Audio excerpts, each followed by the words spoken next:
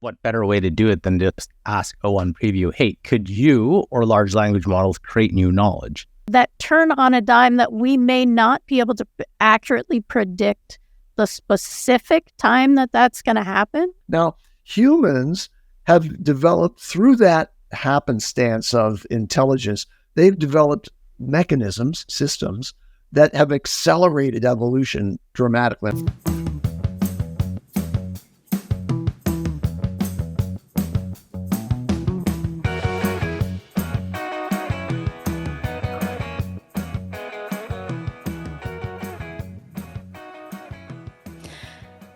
Hey, what's going on, everybody? Welcome. It is Monday, November 4th, 2024, and you are watching and listening to the Daily AI Show Live. We are talking today about a thought experiment that came from a Dan Shipper of Every.to, the newsletter. He writes a column or an article series called Chain of Thought. And he proposed this a couple weeks ago when we all got access to the O1 preview and the O1 mini models.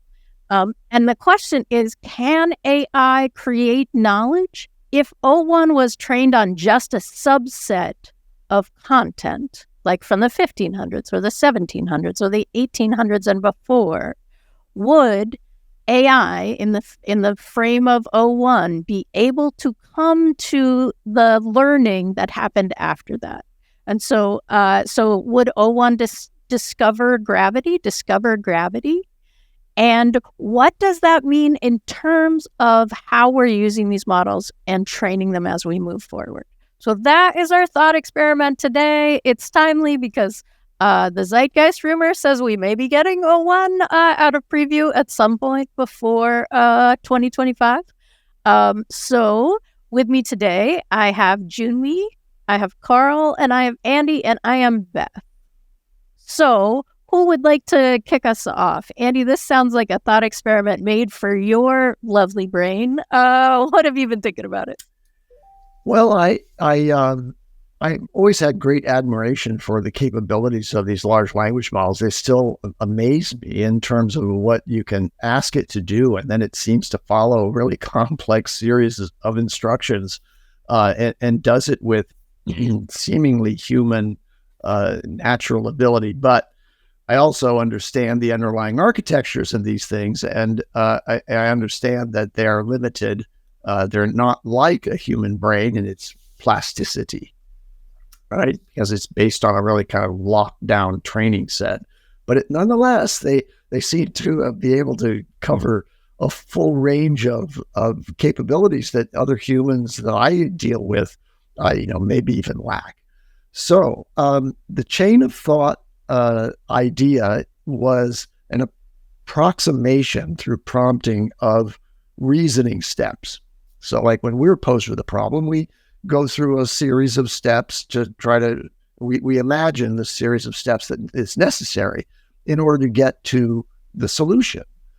And O1 was trained on that methodology. So it was given zillions of examples, and it was given reinforcement learning to do this kind of chain of thought preparation before answering any query that a user gives it. And so you can actually see that. You can see that on the screen. It stops after you give it, its objective, the question or query that you're posing it. And it tells you on the screen, I'm thinking about this, and I'm thinking about that, and maybe this is what I need to do next. And then it'll process that and deliver an answer. So Dan Shipper's article suggests that there's an inherent limitation to that would make it unlikely that the model could behave like a human and actually come up with novel ideas, novel breakthroughs in science or otherwise. And the thought experiment that he poses is, imagine that we limit the data that it's trained on to some prior moment in history. So only the writings of, from the 1500s that were all based on superstition and all kinds of confabulations, like the phlogiston theory of how the world works, like earth, air, fire, and water. That's all it knows. would it be able, over the course of time, even with chain of thought reasoning, to arrive at some conclusions that would lead it to an understanding of Newtonian physics, right? Would it get there? And his answer is definitively no. And later, after we continued this discussion, I asked O1 what it thought about that question. And so I'll give you its answer. But in between then and now, please, others, comment on this. Well, just a quick side note. I haven't looked this up, but apparently there is a rumor that sometime on Saturday, you could actually get the full version of O1. But I don't know the details of that. Number two, I don't necessarily disagree with Dan's assessment, but I think it would get a lot farther than we might think. Mainly because so far a lot of stuff that I've read or heard, around his article and things like that, it's very Eurocentric. There's a lot of knowledge at that time from around the world, right? There was a huge amount of knowledge in astronomy from the Mesoamerican side, the Oceania side. This was also when navigation was really huge, or sea navigation was really huge in that whole area. So, and we're talking about some of the best known historical knowledge sources around the world, Sankore University, all of these big sources of knowledge around the world for various regions.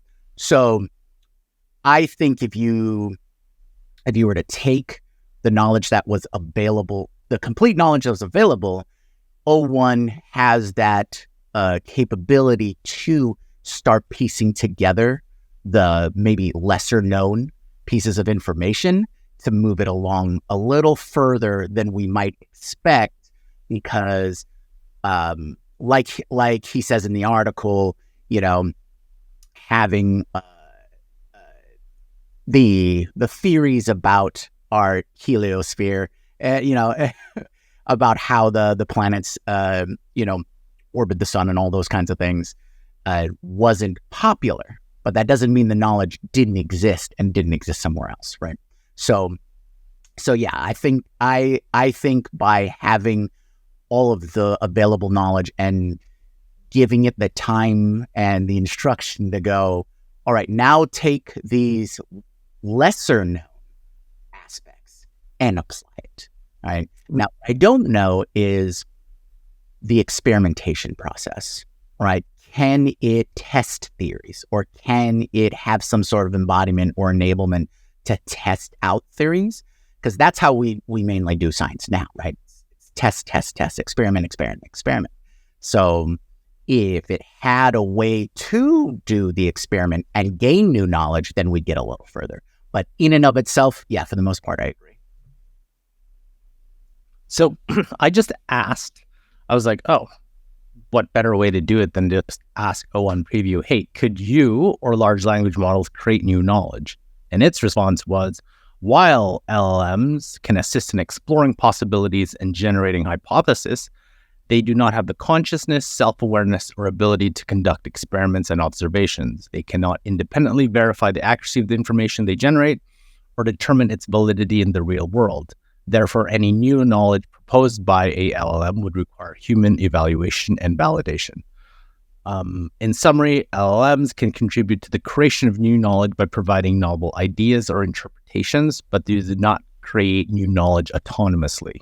The process of validating, establishing new knowledge remains a uniquely human endeavor. So that's the response. I don't know what that will look like in 4 to 6 months, but there's a couple things there where it's like, well, it can help create that, but we can't validate if that's actually legit. And I think that's true. You actually need human validation. But what if it is human validation? And then I wanted to start with, what is the concept of creating new knowledge? What is that definition? So everyone's kind of exactly playing in the same sandbox on what. So my thought about that is that new knowledge is synthesis, right? You take unrelated or unknown or explored ideas, and you add them to other ideas, and you come up with a new idea. That's synthesis, right? So there's a book, I can't remember the title of it, but it's all about the study of synthesis in human thinking and how unique and wonderful that is. And the description is of humans being synthesis minds, right? This synthetic means that, when we think of synthetic data, it's the LLM creating new data based on patterns that it understands. And so it's building that. So it has this rudimentary form of synthesis, but synthesizing, let's take, for example, geometry. Like suppose it knew the Pythagorean theorem, right, back, at the start of its training, but there's a bunch of other models of multidimensional shapes and forms, and can it figure out proofs for each of those, and actually then use the idea of proofs to create a new multidimensional shape, for example, that is provable in geometry. Yeah. And that, I love this. I love where the conversation is going, because yes, now we need to understand what we mean by knowledge. We need to understand what we mean by new, and we need to understand what we mean by create, right?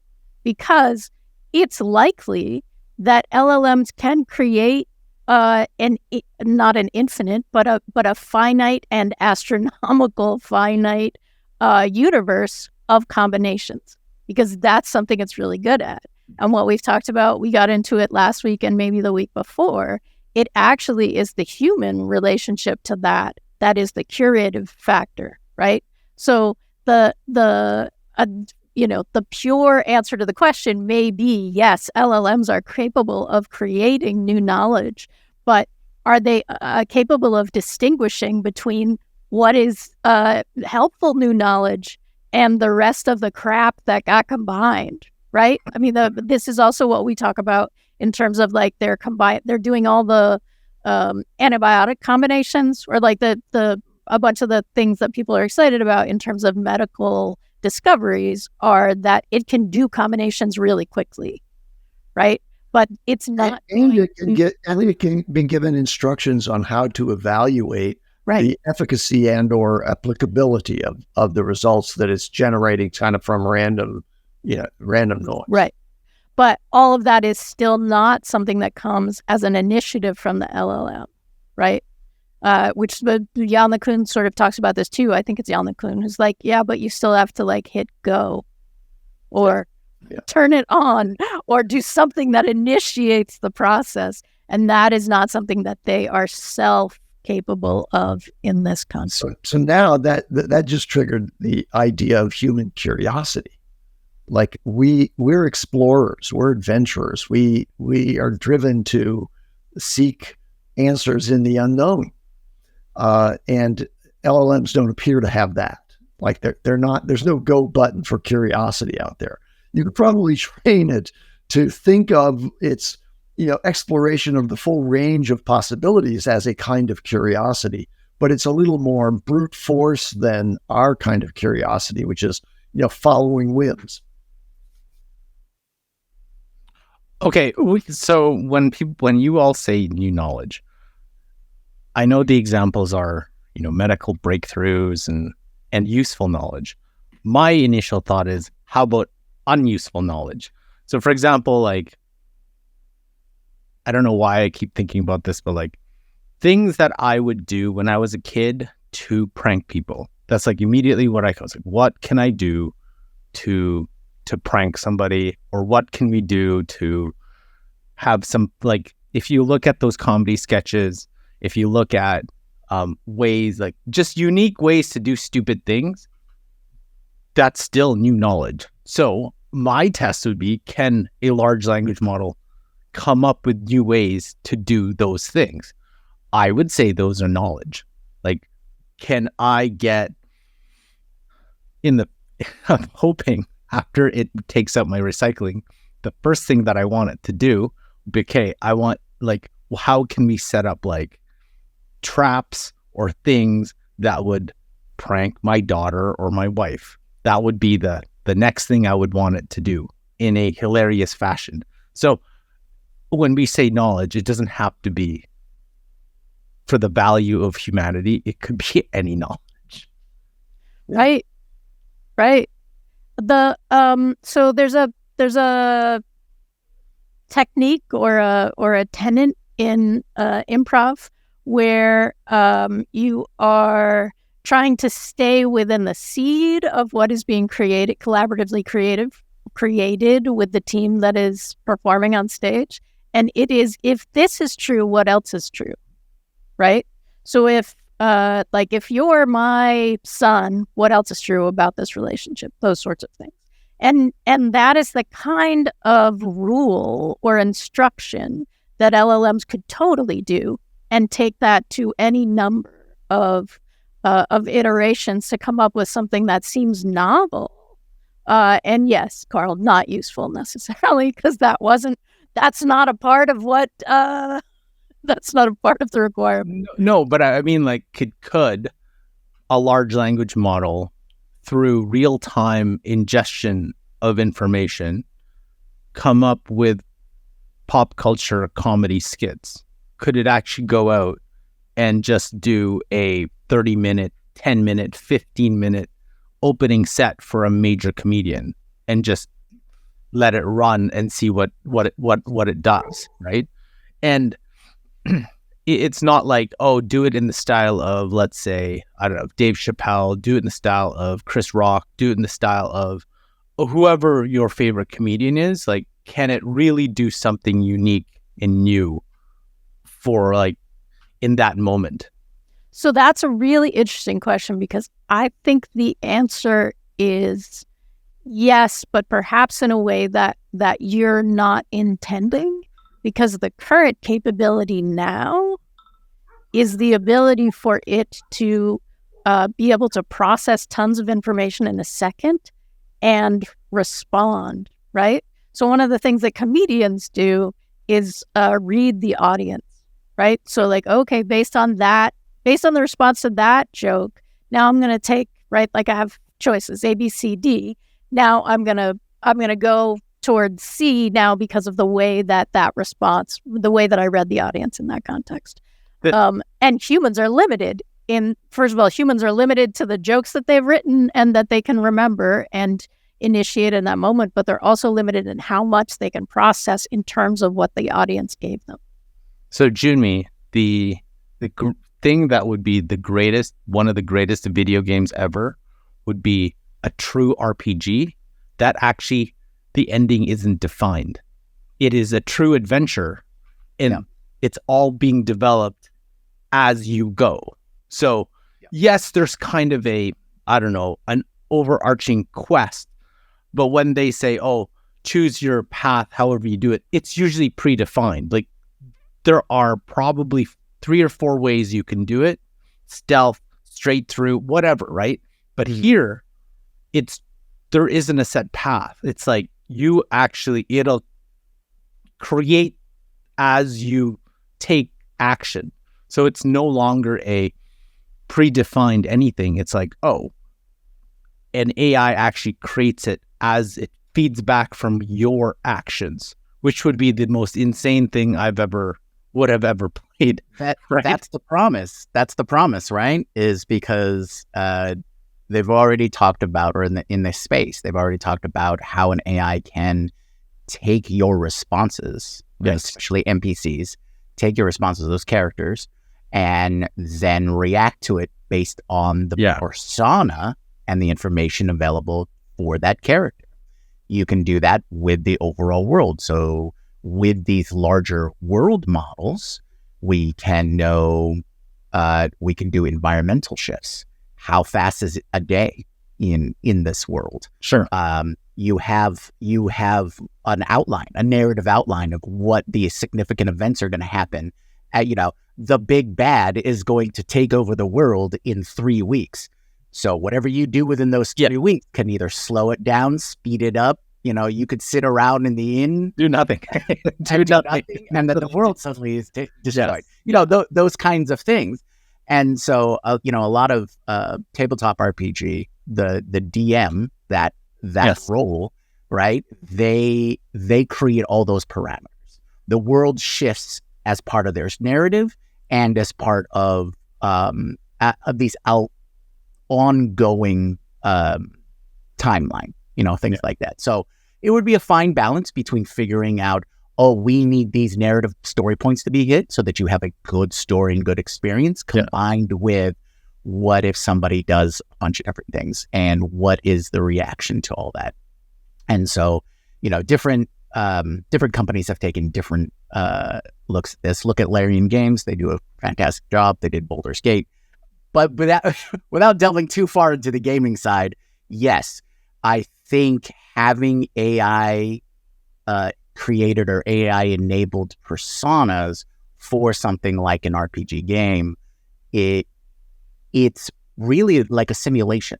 Like it would be we talked about, like projects and all those kinds of things. These are personalities that are built to react in a certain way. And that goes back to what we've said earlier in this episode, where it's like, where if you have a lot of different parameters, you have a lot of different data points, and it gets all mixed up, synthesized on a certain level, and then something new, whatever that reaction, most likely predicted reaction to be, if it's complicated enough, if it's got enough data points from the observer, that's going to look new, right? You could play the same game, but get a million different outcomes depending on what you do. I think, like I was reading Justin's comment here in the job sector, a coworker can follow instructions without understanding why, and then limiting their ability to create knowledge independently. The goal is always, then we start getting into the question of agents, and then what can an agent do? And then can an agent not only do stuff for you, but then can it create knowledge itself? And I think that's where you go into the level 4 of the OpenAI levels of AI, where it not just aids in invention, it actually creates stuff. And I think once you get to that level, it starts touching on a lot of different things, right? It create music by itself without requiring prompting. The instructions would be, hey, I need a 12-track set list in my style, using my voice, whatever, create it in pop, country, rock genre. And it would independently create that type of music that would appeal to this age range, that would ideally be on Billboard Top 40. I don't know. And then it would go out and independently create that. Would we consider that knowledge? Would we consider that independent knowledge? Or is it still trying to look at patterns? Because the music is a very interesting thing, because a lot of the new creations have been inspired by previous beats, riffs, whatever it is. You can hear it from generation to generation to generation, to artist to artist to artist to artist. So would we consider that new knowledge? I think that's a question of invention versus, what am I thinking of? Reinterpretation? Yeah. Because, so I guess that goes back to that definition of knowledge, right? So are we talking about just information? Are we talking about something that's net new? Is it a discovery? Something that was not known before? Or is it an iteration of a combination of things we knew before, but now we have something new out of the combination of all that information, right? So I think that the music analogy is, hey, we have genres, we have examples, let's mix it all together and come up with another sequence of, of musical patterns and lyrical patterns for something that's new. But none of the elements are new. We didn't discover them from, whole cloth out of not knowing anything about them. So what is that a different level of analysis or categorization of what we're talking about? Well, same thing with art. If you replace music with art, the interpretation of art could mean so many different things, right? You see different types of art appeal to different types of people, right? So for example, here in Calgary, I think a majority of the citizens could not understand. So there is a highway. Yes, there's a highway or a freeway that crosses through, and the art that was put beside it is literally just this big blue ring. It is enormously blue ring. And everyone's like, when it first came, you're like, what is this? It serves actually no purpose. There's two little lights on top, and we thought, is this supposed to be an overpass light? But it can't be, it's too small. And we found out this is controversial because it's 1% of infrastructure money went to public art to be placed, along the infrastructure route or whatnot. So there were some really nice bits of art, but then you have something like this and you're like, what is that? So the question is, if AI creates those things, again, same question, is it a new creation? And if it does it autonomously, would that be, I don't know if that would be considered new knowledge, or is just that something that they created? I think that's a little bit more ambiguous than, oh, we discovered this new invention that will cure X. That's more, I think, readily agreed upon that is a new something versus art, which is a lot more loose in definition. So we're talking about a single model trying to approximate the ability of invention and or curiosity or those things. But I think it's a better experiment to say, could we design a pipeline of AIs, a swarm of agents, each of which has a certain role that we have identified in our own creative thinking, that in combination creates an invention machine? I think that's quite possible. One of these agents, would be, evaluating patterns in a certain domain, and then, you imagine multiplying that across all knowledge domains that are known to man. And then, there's another one that's the curiosity agent that's saying, okay, does your pattern that you're identifying over here that, exists in this domain, does it have any application in this domain over here? Let's generate 1,000 examples of ways that idea could be applied in this one. And I'm pretty confident that would result, just as, the models that are pursuing protein synthesis, it would arrive at some inventions. And so AI as a system, not a single AI with training, but an AI system that's been designed by humans, could approximate human invention. And so that's fascinating, Andy, and I love where it's going. I agree in the idea of bringing together the swarm. And if one of the things that seems to be true is that the more data and compute that you toss at an AI in terms of training, the better it gets. Would you then have a better outcome to create specialized AI models, right? Where you're limiting the data, but you're going super deep in the data and you're just tossing compute at it. Could you get to a very effective swarm faster and potentially for, in general, less money? Thoughts? Interesting.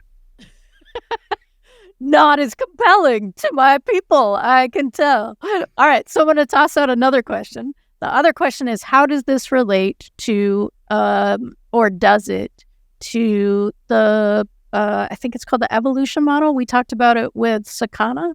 Like, how does that then what does that do to this conversation? If there are those kinds of intentional combinations of those specialized models or pieces of information. Thoughts about that? So so for Sakana, that evolutionary model, as they put it, takes the best pieces of the models you're feeding it, and then it comes out with all of those best aspects, or focuses on those aspects to give you higher or better results. Mm-hmm. So theoretically, if you kept mashing models together, you would just get better and better models, right? Evolution. Whatever is useful gets kept, and then the next generation or the next iteration takes those features, right, and builds upon it. So is that the best method to get to where we want for a model? I think like Andy posited, you're going to have that swarm, or you're going to have the system. And I think that's just one of those systems, right? If you have that evolutionary iteration aspect, the ability to do that, right, improve upon themselves, and this we get a little more into Aschenbrenner's paper again, where it's not, if it can't solve the problem, like you have chain of reasoning with O1. If O1 realizes that it can't come up with the answer, does that mean then if it has that evolutionary feature, it will go and combine with another one, or combine a few other smaller models that are hyper focused in the speciality to then solve the problem?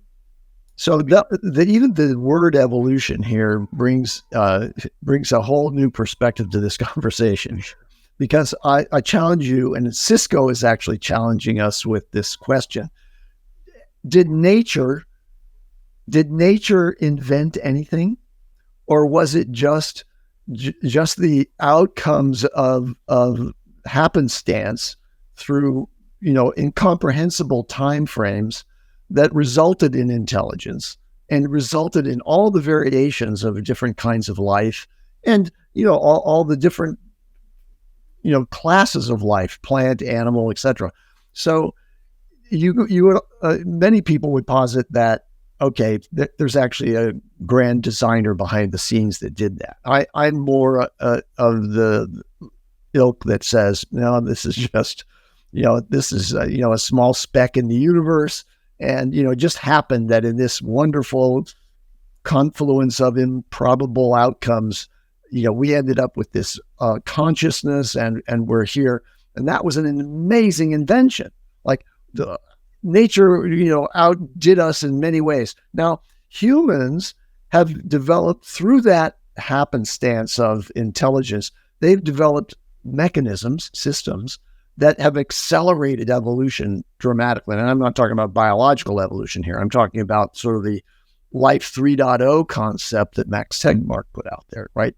This is where we actually have control not only over, the software that we're running by teaching ourselves more, but we also have control now increasingly over the biology, so that we can change the nature of our evolved biology as we go forward with tools like CRISPR, et cetera. So why couldn't a machine intelligence do a similar kind of acceleration in the domains of knowledge and actually create new knowledge out of that? I think my mind is still open to the possibility, though O1 preview, it basically disclaims any ability to reason or invent beyond its training set. So one thing that maybe we're jumping the gun, so to say, we're like way too far ahead in that the thought was, hey, can AI invent? But like, there's a lot of today, I believe there's a lot of ability for AI to help humans invent. They can add the different perspectives that you need. They can give different context or perspectives that they can help give those, hey, have you tried this way? Or here's something that you may want to try. And then that's where the validation happens, whether it's helping with like any kind of medical research to do this, to beat this, to help this. So maybe that's where the focus, or instead of the question, can it create new knowledge?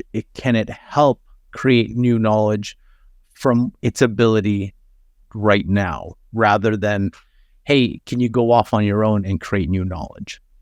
Yeah, here's a way of rephrasing that. Do any of us doubt that human knowledge, as we understand it today, which is the collective contributions of millions of people, will that advance more rapidly now with AI or not? I think the answer is obvious. It's going to dramatically accelerate. And so is it that superintelligence, as we understand it in AI, is that contributing to that process? Or is it just the data centers, the power of the data centers applied, that's augmenting human advancements? I think that there's a very good chance that the power applied and the advances in our design of, and AI's design of itself, will result in new knowledge that we couldn't have contemplated.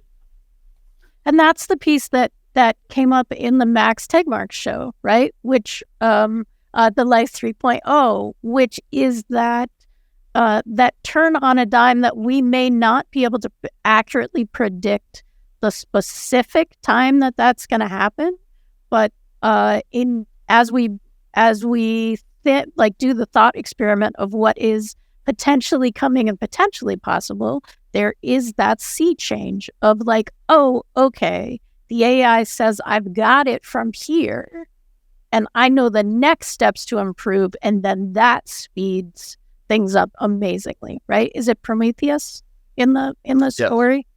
So, like, you're on point.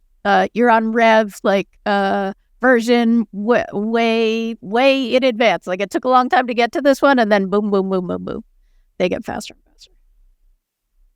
faster. Cisco also brought up the AlphaGo.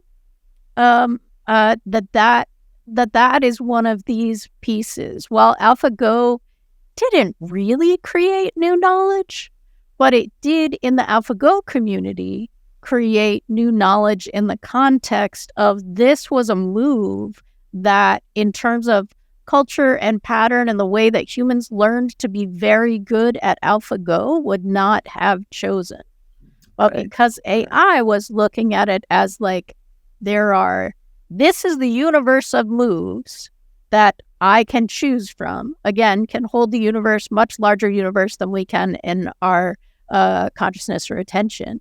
And these are the potential results if I make that move. Yeah, right? So this points to a distinction that I think we have to make between discovery and invention. So the imaginable leap that the human mind is capable of, and we have savants who can do things that we just can't believe is possible with a brain. That's the kind of invention that I think humans possess. Not all of us. I don't feel very inventive myself, but discovery is a different thing. And I think AlphaGo is an example of the brute force calculation speed allowing discovery of a result, right? That we wouldn't have thought of. It wasn't natural or intuitive for us to go there, but it was because we're talking about a system, Go, which has almost boundless complexity, right? It's beyond the ken of our processing capability. But if you give enough process and compute, it will discover things. It may not invent anything, but from the human perspective, wow, that machine invented a new strategy. Well, So here's an interesting thing. All right, so if we go back to Cisco's comment about how I if I'm understanding the comment, that all existing patterns, or nature has all existing patterns, meaning it's all information, right? And if you have enough information, right, and you can have the ability to compute all of that information, isn't invention then just one of the variations or iterations of all of that information down a certain path to a certain conclusion, right? The sun has hydrogen, all right? Hydrogen combined with this, creates a different element. Now you've got heavy elements. All right, heavy elements can be combined in such a way or refined in such a way to make circuit boards. Circuit boards can be made into computers, and because all of that base information is existing. And I guess that goes into a larger metaphysical analysis of existence, simulation. If all information exists and you can compute all information, can you know everything? But I'll leave it there because that might be beyond the scope. Today. I'm gonna say my conclusion from this discussion is that I believe you can train a network of models to be inventive.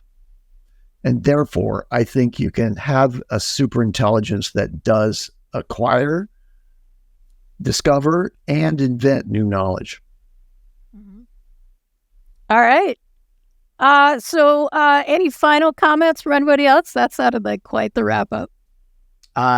Larian Studios, please make your next Baldur's Gate with AI RPG characters, so I can spend 48 hours of my week doing nothing but playing video games. All right, cool. Thanks. All right. Well, thank you for joining in this conversation.